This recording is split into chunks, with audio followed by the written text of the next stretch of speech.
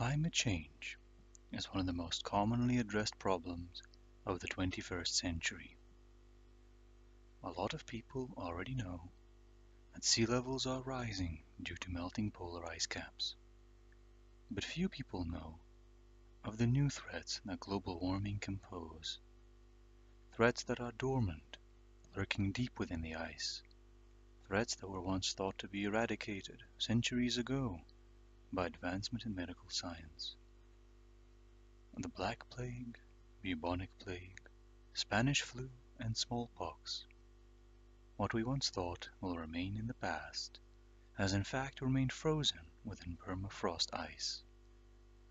Viruses, which have previously led to some of the deadliest epidemics in history, are hiding within the deepest layers of permafrost.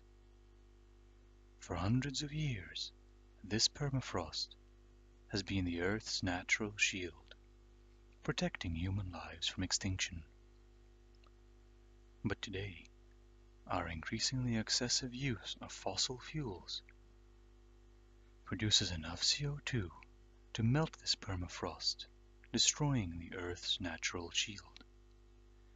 The more of this ice melts, the more of these devastating diseases will be unleashed. This is no longer just a cautious prediction, but in fact it has started to become reality. Take a look at a case in 2016 where a 12-year-old boy died in northern Siberia, and around 90 people were put in hospital after contracting the anthrax virus.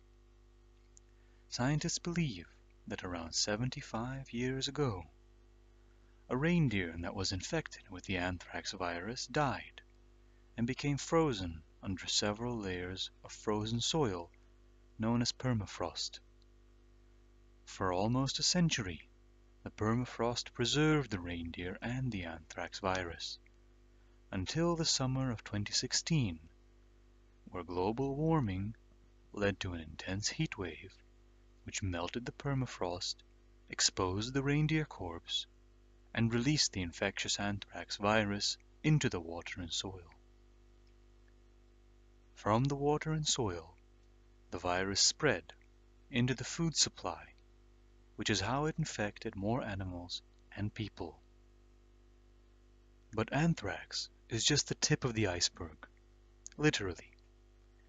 What lies beneath is a Pandora's box of fatal bacteria.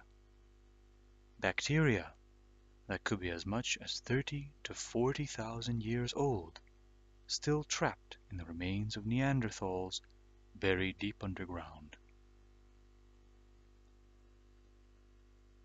All of this may sound like a complicated problem, but the good news is that the solution is quite simple. Limit the effects of climate change as much as possible. Use eco-friendly transport. Use renewable energy. Eat less beef and more locally grown food. There are numerous ways you can help, and the good news is that your contribution can be as simple as choosing to cycle instead of taking public transport. The smallest carbon footprint brings the biggest global changes. The trick is to be persistent.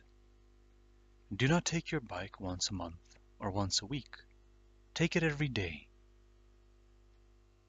5 years from now, in 2024, we do not expect many changes. In fact, we're quite pessimistic. History has shown that the world is very slow in dealing with global issues. According to the New York Times, the world is still failing to meet its climate goals. With that in mind, our prediction is quite simple.